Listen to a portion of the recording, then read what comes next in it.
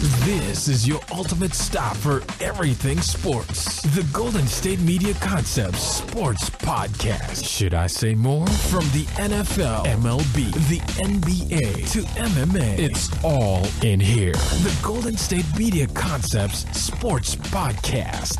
Listen now.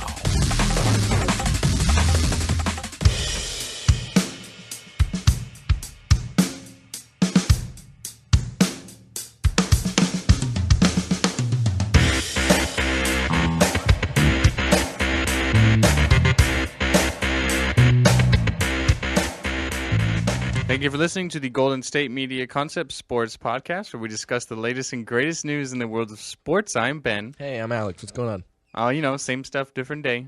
Different stuff, always the same day. Groundhog Day. You ever seen that movie? Yeah, Robin Williams, of course. No, not Robin Williams. Bill Murray. Is it? Groundhog Day is Bill Murray, dude. I swear it was Robin Williams. Nah, man, it's Bill Murray. I'm slacking. You're thinking of Jumanji. Night at the Museum. I think you're thinking of Mrs. Doubtfire. Personally, I think. All the great Robin So Williams just name movies, it, yeah. just list them off. I think I'm thinking of Blubber. Flubber, stupid. Come on. It's Flubber? Come on, man. Oh my god. Are you even a Robin Williams fan? I'm just dying. You're killing me. I'm thinking of Ghostbusters. No. Bill Murray is in... yeah, Bill Murray's No, in that one was on Dan purpose. Aykroyd.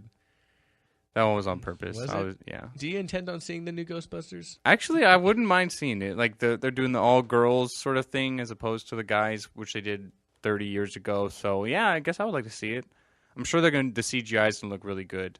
With the modern day special effects they can do. So sure, Yeah. I'll go watch it. I think Melissa McCarthy's pretty funny. So Yeah, I think she's funny too. I like that she does physical humor in a sense too, but just some of the ways she says stuff. Like there was a preview where she was using like an anti-ghost gun, I guess, and it was a big it's like a rifle sized gun. And Kate McKinnon's character is kind of like the tech one. She made it for him, and she's like holding onto it, and it has a lot of like power behind it. So she shoots it, and she's like, it's like throws her in the air, and she's like, it's like wrestling a gator. It's just the way she said it. Like, it's not really that funny of a thing, but the way she said it made me really laugh. that's good, man. I'm glad you can get some humor out of that. Yeah, I might go see it. I still have a few movies to see. I have Now You See Me 2 to go see. I loved the first one. I have that to see. Suicide Squad comes out. I've already seen it, but it comes out on August 5th. Next week, next week, I think. The next of those new Star Trek movies comes out, Star Trek Beyond. So that's pretty cool. I love those movies. So, I got some good movies coming up.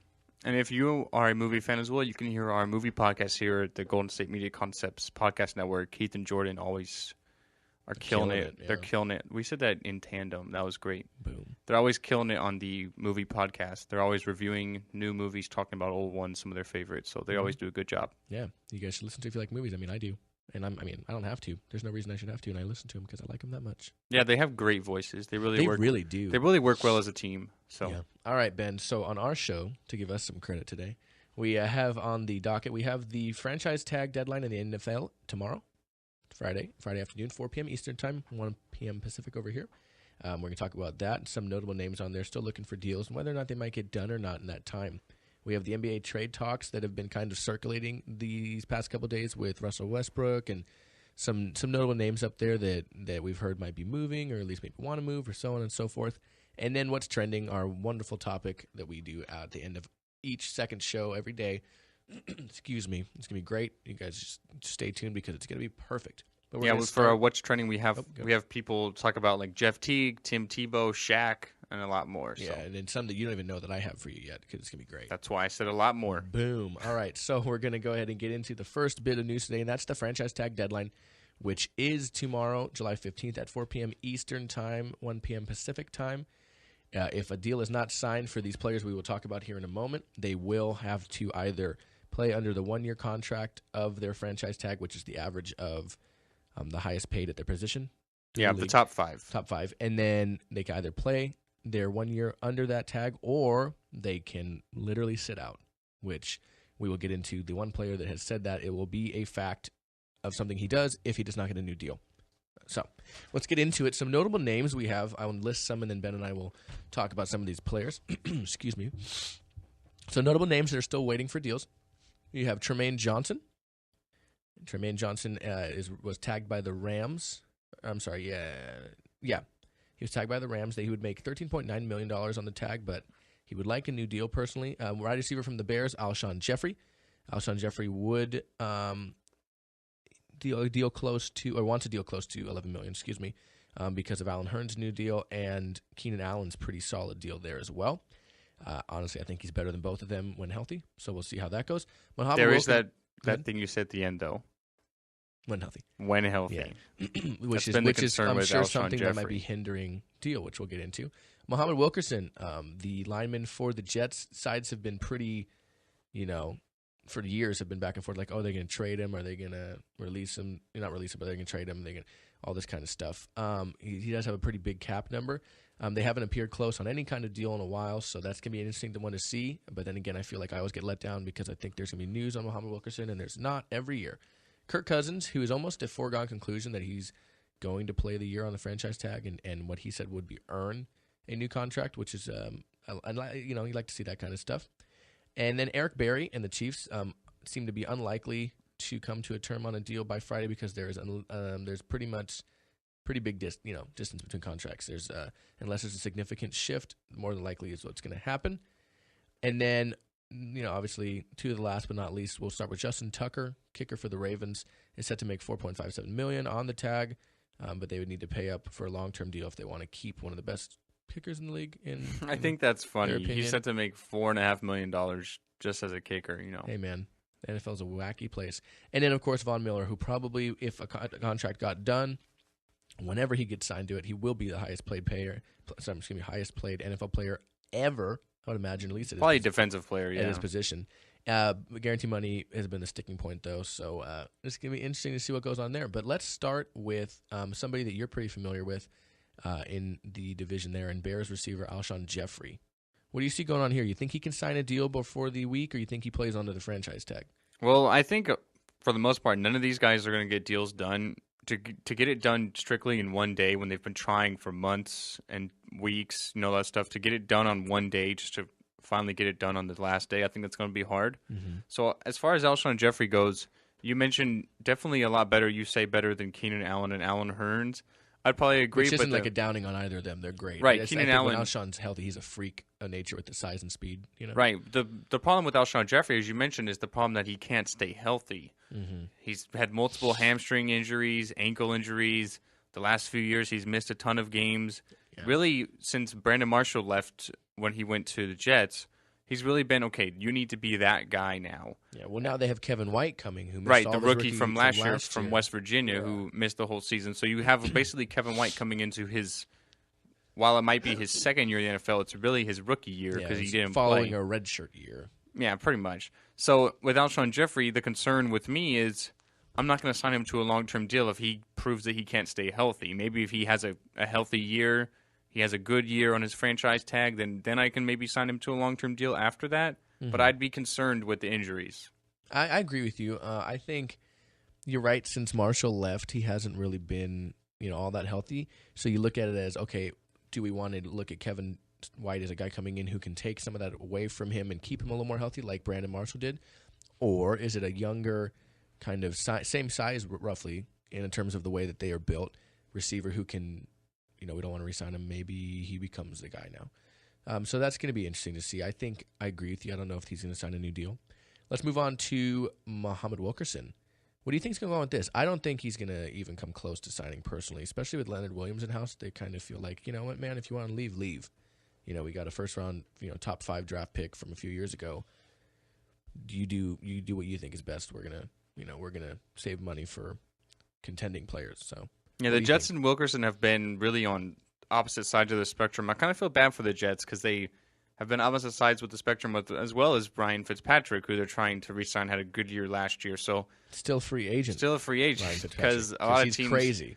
A lot of teams are not willing to pay him what he thinks he's worth, which I don't think he is worth what he really thinks. But in this day and age's market, everyone is trying to reach top dollar and everything. Just look at what happened in the NBA free agency the last week and a half. So But yeah, I don't think Muhammad Wilkerson and the Jets can get a deal done. Now the sort of question is, is he going to sit out or is he going to play? You mentioned they did draft Leonard Williams, from USC a few years back. Had a good couple of years he's been in the league now. So that eventual replacement, not getting a deal done with Wilkerson, he's one of the best interior linemen in the NFL. But if they just can't work something out, then they will be able to move on because they have a good talent stepping in his place. And not to mention Leonard Williams is suspended for, I think, a game for substance abuse or...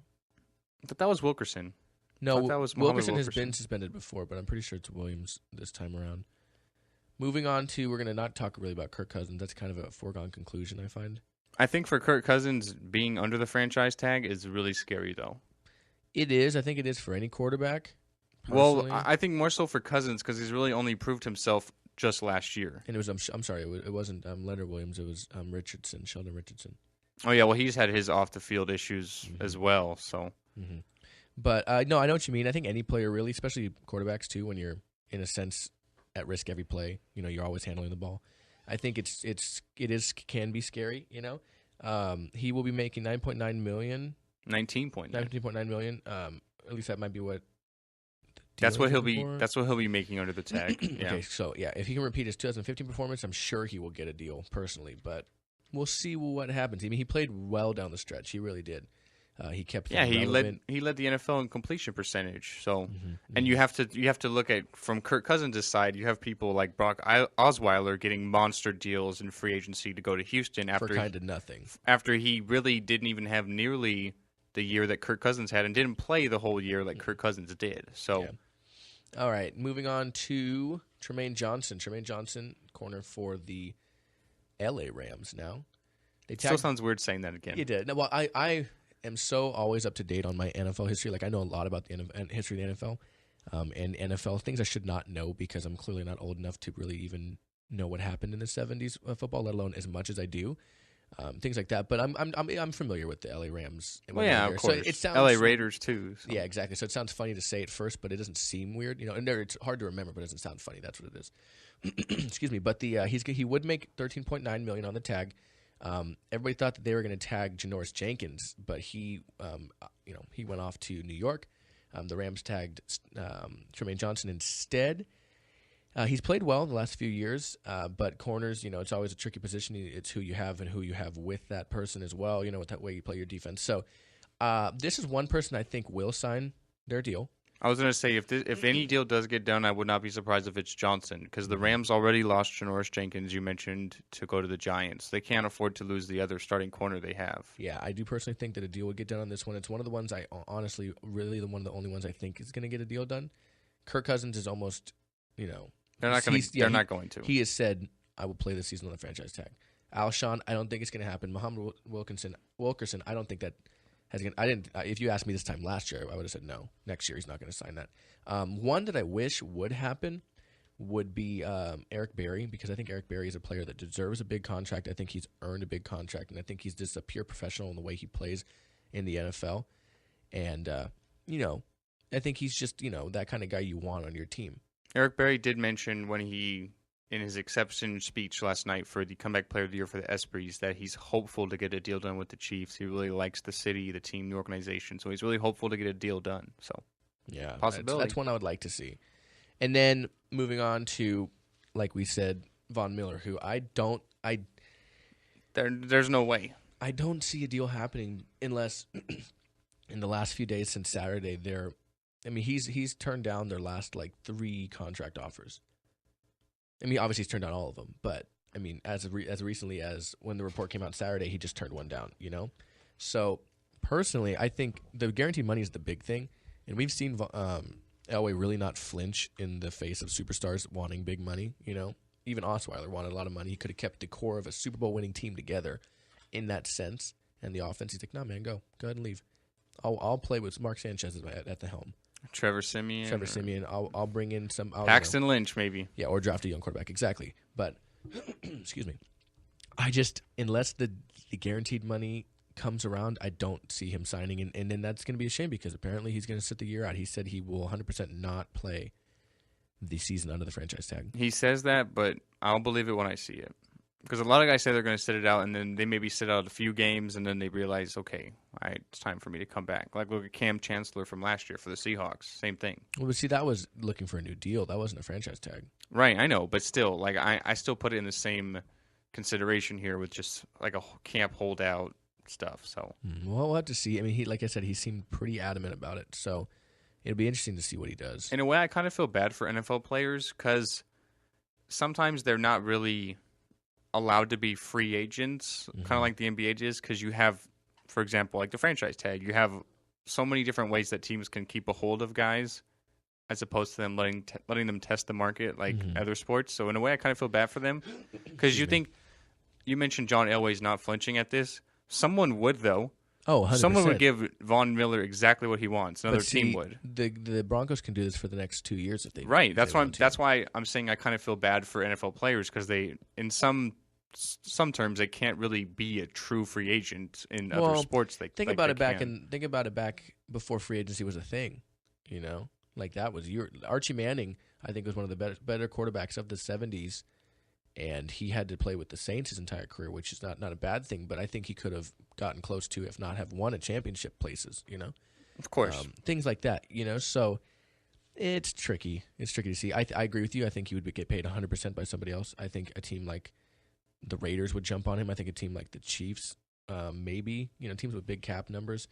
I think the Jaguars would jump on. A lot of teams would figure a way out. Seeing him in Oakland would be really nice. I look at a scary defense. I look at the Raiders as being maybe that team who takes the next step from I think they're gonna be good the year they had last year to maybe a playoff team. I think I got them winning 8 to 9 games. And like I told you before, they were 7-9 last year.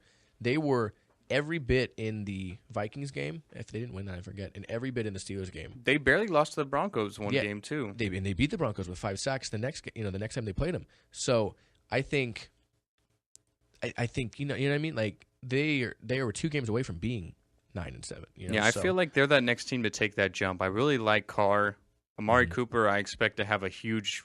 It seems like all the time you have the wide receivers making that big step in the second year. So Amari Cooper coming into his second year.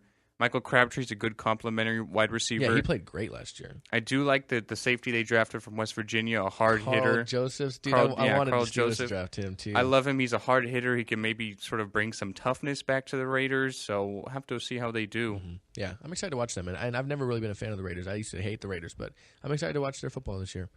Yeah, well, Reggie McKenzie, former Packer executive, so he's really turning them around. Yeah, it's nice to see.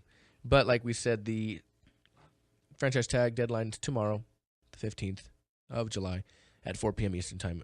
We will, of course, on the football show, be covering that on Monday as well as the sports show on Tuesday. So if you guys have anything you missed, we will cover it. But we're going to take our first break here at the Golden State Media Concepts Sports Podcast. You guys will be right back. Don't go anywhere. Tired of searching the vast jungle of podcasts? Now listen close and hear this out. There's a podcast network that covers just about everything that you've been searching. Hey! The Golden State Media Concepts Podcast Network is here. Nothing less than a podcast bliss with endless hours of podcast coverage. From news, sports, music, fashion, cooking, entertainment, fantasy, football, and so much more. So stop lurking around and go straight out to the Golden State Media Concepts Podcast Network. Guaranteed to fill that podcast itch. Whatever it may be. Visit us at www.gsmcpodcast.com. Follow us on Facebook and Twitter, and download us on iTunes, SoundCloud, and Google Play.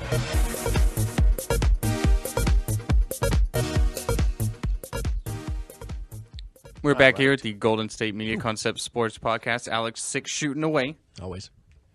Gotta have those. You may not mention it, but every time it happens, so. Just no fans. I do. No, I'm saying may not every time, but I feel like just no every time. I feel like I do. I feel like you do 89.6% of the time. Are you sure it's not 0.7?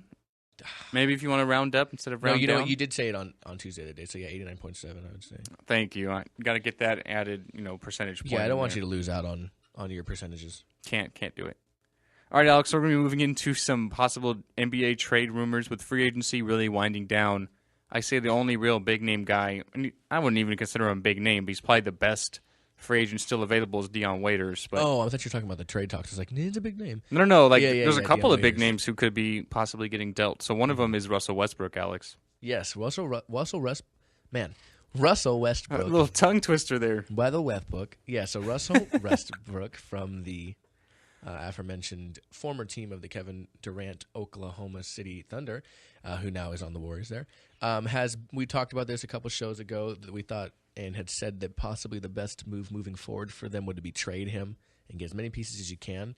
Well, Westbrook has been linked to the Broncos from the last segment, to the Celtics, the Boston Celtics. But 8 trade partners have apparently increasingly become available to Westbrook, which would include teams like the Celtics. The Lakers have been listed as a team, but there's also been listed as a team that could be possibly the team he goes to next year.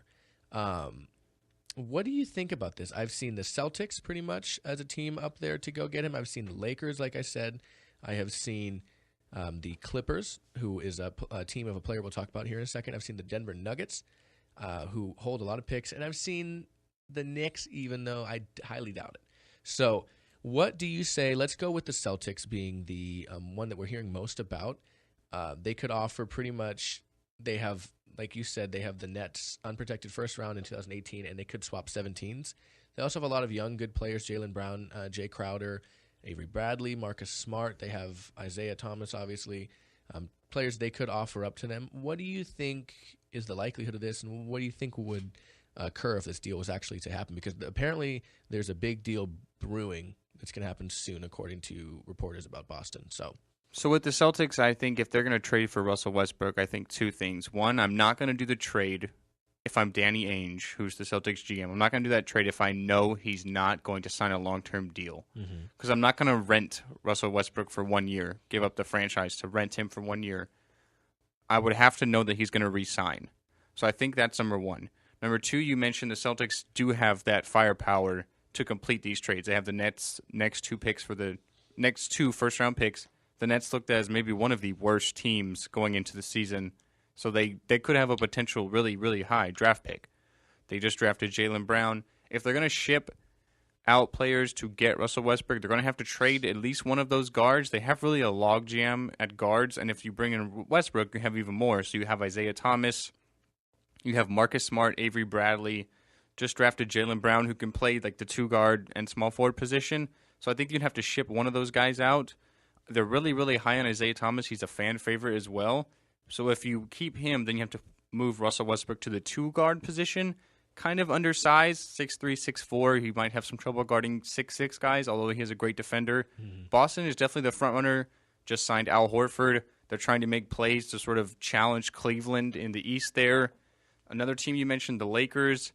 The Lakers, if I'm the Lakers, I think that's definitely an interesting team. They have a lot of good young players, people like Julius Randle, Jordan Clarkson. D'Angelo Russell has done really good in the Summer League, and you can really take that with what you want to consider it being maybe the Summer League. But he makes a case for maybe having a good sophomore season here. Just drafted Brandon Ingram, the small forward out of Duke. He's had a good Summer League as well, so it looks like he might be a really good player. So if you maybe ship out 1 or 2 of those young guys to bring in Russell Westbrook, maybe build your franchise around Brandon Ingram and Westbrook. You probably have to trade D'Angelo Russell, so that could be a trendy topic as well. He's an LA guy. He went to UCLA, so I don't know. That could happen. The trickiest thing, like you said, is would you really want to shell out these players for a rented player in a sense for 1 year?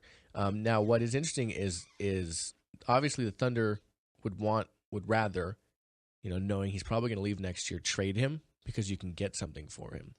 Exactly. But at the same time, a lot of teams would consider waiting to take their shot at him next year when they don't have to give up anything for him and have him for a sub year in a sense, a year that you're going to have him and he's gone immediately, So it's going to be interesting to see, to say the least. There has been a lot of rumors circulating around this, and it's going to be interesting to see if, all these just fall flat or if something actually holds. Now, what's also interesting is we talked about the Clippers, and Blake Griffin has been in news as well with the Celtics somewhat. Yeah, possible trade rumors for Blake Griffin. So reports are that the Clippers are maybe changing their stance on trading Griffin or not. So there's reports that he might, and the Clippers might be willing to trade Blake Griffin. So Boston is really one of the front runners. It may be like a 3-team deal. So they would be adding Blake Griffin to Al Horford there, really having two solid big men. You have Isaiah Thomas at point guard. That could be something that could really change the landscape there in the East. We mentioned they have the most firepower of any team to really make a deal. Mm-hmm. I feel like Danny Ainge is a very aggressive guy. Think about when he brought in Ray Allen and Kevin Garnett to pair up with Paul Pierce, and they won a championship that way. So he's definitely not shy about making deals. Rudy Gay of the Kings is another guy that's reportedly on the trade block. Yes. He could still be, and he's really cheap in this day and age's market, only about $13 million a year. So he's still really cheap in other terms. Like, look at people like the average guy, average backup's making $10 million a year. You could bring in Rudy Gay, who could be still a number 2 or number 3 scorer on a team at $13 million a year. That could be a really, really good deal. The Kings are looking to maybe trade him. Looks like maybe Ben McLemore's on the trade block for the Kings as well. He hasn't really had a great career so far in Sacramento since he's been drafted. Yeah. So he hasn't really done too well with the Kings. Maybe even Kosta Koufis is on that list. But so definitely I think that the Celtics make a trade.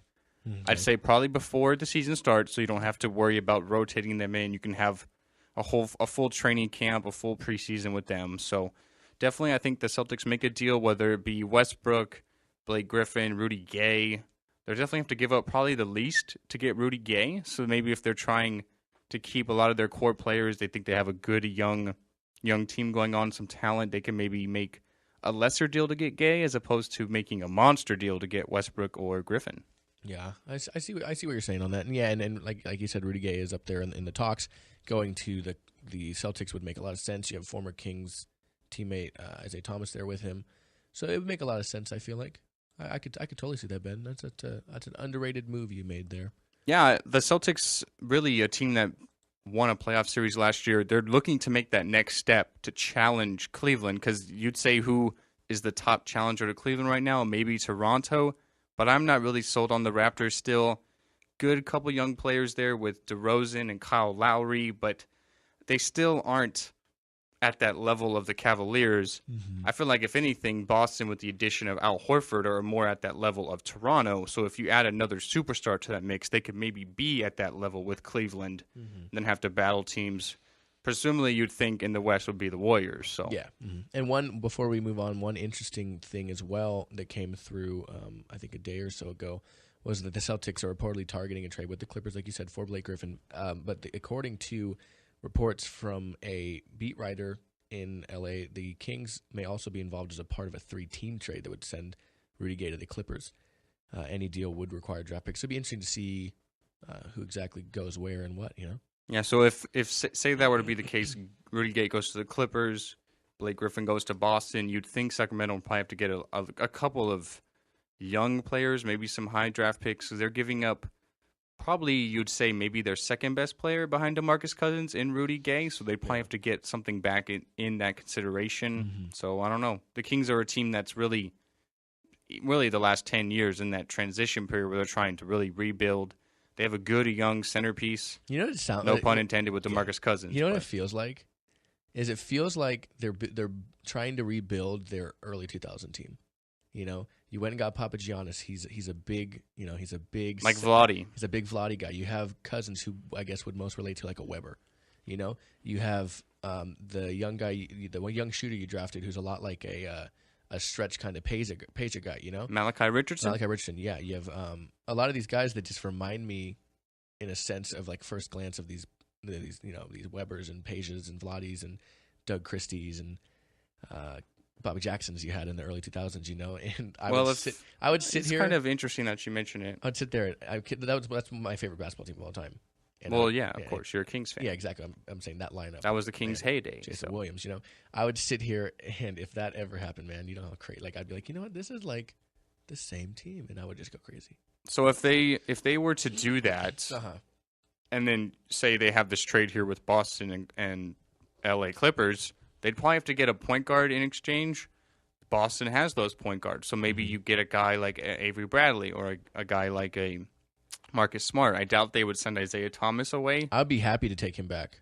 I loved when Isaiah Thomas was with the Kings. I'm not really a big fan of Isaiah Thomas. I think he's a baller, I'm happy for him. He was the last pick of the draft when it was his year to come out. He's picked number 60. He's had a great career for himself, but I don't really look at him as a true point guard. He's not much of a passer to me. He's a lot of a shooter, and I don't think the Kings really need that. They have DeMarcus Cousins who can score.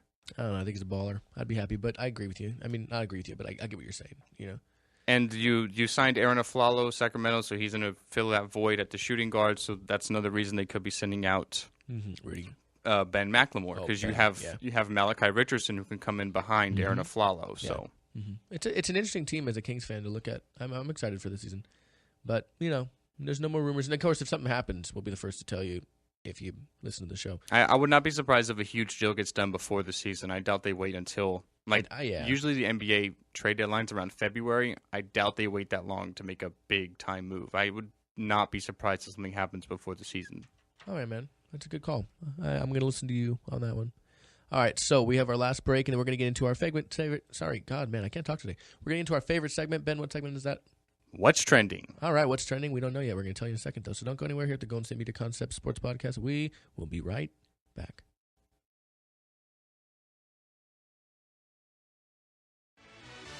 Are you looking for the very best NFL and college football podcast? Then check out the GSMC Football Podcast. Get the latest football news both on and off the field. From the NFL Draft to trades to the rumor mill to the NFL Combines, they got you covered. That's GSMCpodcast.com/football-podcast. Get updates on college rivalries, game day insights, and much, much more. It's football talk the way you want it. This show eats, sleeps, and breathes football. Don't forget to like them on Facebook and follow them on Twitter. Visit GSMCpodcast.com for more info. Welcome back here to the Golden State Media Concepts Sports Podcast. We're going into our last segment of the day and our favorite segment, What's Trending? What's trending, woo, in the world of sports. Yes. It's not just like what's trending. Like, oh, man, this follower I have on Twitter just ate the biggest sandwich I've ever seen in my life. No, sports related. Sports trends, yes. So let's start with the best one, and that is Jeff Teague. Yeah, so Jeff Teague, formerly of the Atlanta Hawks, just got traded in the NBA offseason to the Indiana Pacers. Jeff Teague is an Indiana guy. He is from that area, from Indianapolis. Him and his brother, Marquise Teague, who was formerly of the Bulls, went to Kentucky, was part of a national championship winning team with the Wildcats. They're from that area, so Jeff Teague moves back to kind of hometown. That's kind of been the theme here. We have LeBron going back hometown. Now Dwayne Wade is going back hometown to Chicago. Jeff Teague, while he didn't do it in free agency, did it via a trade, is back hometown. So what does he do when he goes into his hometown? What does he do? He decides, obviously you're moving to a new team, so you have to find a house and everything. He decides I'm just going to move back in with mom and dad. Is he married? I'm not sure. He's 28 years old. I'd imagine he's not if he's moving back in with his parents. And, that's usually if you have a wife, that's probably not a one-person decision, so... I'm surprised that his family's sort of letting him move back. Well, he probably bought him a house, so I'm sure they have a huge house. And you think maybe they like it, having their kid around. Yeah, so 28 years old, like he's decided to move back in with his mom and dad. Don't have to worry about any sort of living arrangements. I think it's funny. Maybe he'll get if it is the same house still, maybe he'll get his old room back. Yeah, that's what I was thinking. Like big old NBA player just laying in a twin size bed. It's like once Jeff Teague left, he went to college in Wake Forest. So once he left, maybe they change his room into a workout room or something, and then they have to get rid of it and they bring back his little car bed and his NBA player posters when he was growing up. He's got a picture of John Stockton on the wall. They redo his room how it was when he was growing up. I think that'd be great. Man, that sounds like the greatest thing I've ever heard in my life. And you know what? I actually like that Jeff Teague's moving back home. It's not that it's a money issue or anything, but it's hey, I'm a big family guy. I love my family. I'm gonna move back in with them. Why not? If they're allowing me to do it, sure. I can dig it, man. So I thought that was pretty funny, pretty clever. I like that. I like that you said that. All right, moving on to another funny one. The Detroit Lions will be celebrating the 25th anniversary of their one and only playoff victory. Yeah, the playoff team from the '91 season. That's a pretty sad thing to. Because usually you look at celebrate. You look at teams that sort of bring back the 1975 Super Bowl champions or whatever. You know who that was? Yeah, Steelers. Yep. Or the Steelers last year, they had not the season that just ended, but the prior season that I forget who won that Super Bowl. Either way, the Patriots. That's that season. They had the patch for it was their 80th season. They celebrate the 80th season because so many things have 6 Super Bowls. numerous division titles, AFC Championship games, all that stuff. A huge thing to celebrate. The Packers, they celebrate, they wear those jerseys that celebrate a specific year in their history, so on and so forth. They're just celebrating that time they won a playoff game. Yeah, the lone playoff win from the 91 season. That year they went 12-4, so a great season, obviously led by the legend of Barry Sanders at running back. So I just think it's like, really, guys, is this like all you have to... It is, though. That's like, why even honor... they should do in 2 seasons? Celebrate the 10-year anniversary of the no wins you had. Oh, that why would you celebrate that? Because it's been 10 years since that day, the days we thought we would never live through. It was just a foregone conclusion. In one of the fantasy leagues I play in, I wouldn't celebrate that. In one of the fantasy leagues I play in, you also pick like the games. You pick the winners and stuff, and then there's a winner of that every year too. And I for sure got 16 right every time, because that year they didn't win one game. I got at least 16 right. I mean, I think I came in like second that year, but I got at least one right every year, so it's pretty great. All right, so speaking of beds with Jeff Teague, you have another former NBA star with a new bed of his own. Yeah, so recent Hall of Fame inductee, legend of the game, Shaquille O'Neal, he recently had a Shaq-sized bed made for him, customly made by Tempur-Pedic.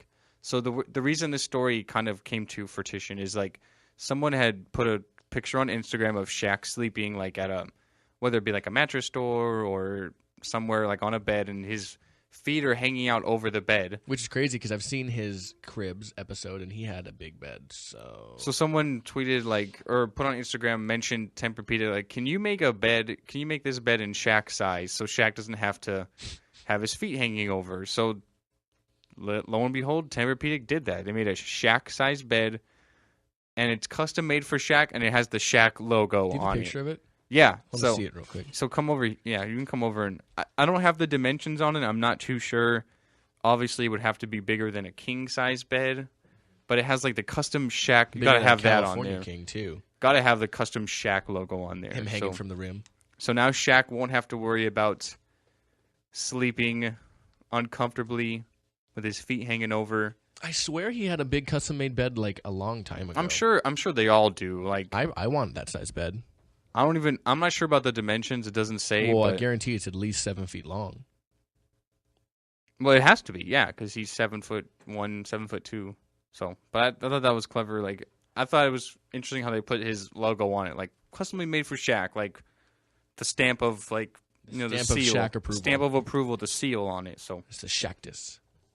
I like that whenever he uses that. He always did that, when he was changing teams to Shaqtus when he went to the Suns and. Yeah. And when he went to Cleveland, he said he wanted to win a ring for the King, and that didn't happen. But now he's got 3 rings, the King does. Did not win one whatsoever for them. But, hey, moving on to somebody who has won a few things, and a little bit of last trending for what's me. This is my last what's trending. But Phil Jackson, Lakers. Phil Mickelson, who we did update, I think, on our last episode, some of the Open going on right now for golf. He shot a second round 62. That's no, first round. I'm sorry, first round 62. Yeah. That's historical. That's insane. Yeah, it's tied for the lowest round ever. Yeah, it's just the 9th ever recorded of something 63 or lower. He's the last man to achieve it was Rory McIlroy in I think a couple years ago. That's just insane. A 62 in a major tournament, and he's quoted as saying, I feel like crying. Well, yeah, because somebody's like, how do you feel? He's like, I feel like crying. And on the 18th hole, he had a long putt to sort of break the record for a birdie there, and it like lipped out the last second, so he had to settle for a par. So he was like super, super close to breaking the record. Yeah, that's insane, man. He's so good. Yeah, he's at such an old age. He's really past the prime of his career. He's definitely one of my favorite golfers. Had a great first round. Hopefully, he can keep it up and continue on here in the British Open for the next 3 rounds. The last 6 British Opens, I believe, have all been won by Americans. So maybe he can keep that trend going on. All right, and you have one more trend? No, I'm really out of it. So I think that's all I have for today. All right, man. Well, there you go. That was fun to do. One last thing I guess we could say is, sarcastically, Marcel Darius says he tears up a little bit hearing about Tom Brady missing the 4 games. So That's fun. Yeah, he was looking forward to playing against him, apparently. So. Apparently. Hey, man, I'm good whenever Tom Brady isn't playing my team. So, all right. Hey, Ben. Yes. It was a good episode, wasn't it? It was a great episode. Hey, where can they find us? You can find us on a number of places. You can find us, places, at least 2 places. I'd say at least 5. Well, I'd say at least 2 is not wrong if it's at least 5. Well, you got some truth to that one. So you can find us primarily on our podcast network's website page. It's gsmcpodcast.com. You can click on the portfolio of podcasts and hear not only ours, but a number of other podcasts, sports-related and non-sports related. Things like health and wellness, movies we mentioned earlier, television, weird news, social media, relationships. Pretty much every solo sport has their own show for the most part. Yeah, pretty much. Baseball, basketball, football, MMA. And then you can also find some coming soon that will be starting late this year, early next year, hopefully. Mm-hmm. So a lot more podcasts coming. You can find us on iTunes. That's a big one for us is iTunes. Rate, comment. Rate, comment, subscribe, everything. RCS. A little abbreviation there. Yeah. A little acronym. There you go. I was trying to think of a word, but none of those, you can't make a word out of that. YouTube? Yeah, YouTube. We're on the GSMC Podcast Network on YouTube. You can find us on Twitter Facebook. And Instagram. Mm-hmm. We're at GSMC_sports. Facebook, Alex mentioned, we're at the GSMC Podcast Network on Facebook. You can find us on SoundCloud, Google Play, Stitcher, if you're looking for more of a mobile way to listen to us as opposed to a desktop way. Yeah, and if you have an iPhone, I know for a fact you have a podcast app. Don't trick me. You can't delete it. Yeah, I'm not a iPhone guy, so I don't know about that. Well, that's why you cover those people and I cover the iPod people. There you go. Boom, there you go. All right, guys. Well, hey, it's been fun. We love you. We thank you for listening. And as always, we'll be back next week with 2 shows featuring me and 2 shows featuring only Ben. Yes, so you have 4 shows with me and 2 of Alex. You guys get hyped for it because Ben's going to do great. And I'm going to listen to him as soon as you put him up so you won't get anything past me. You have to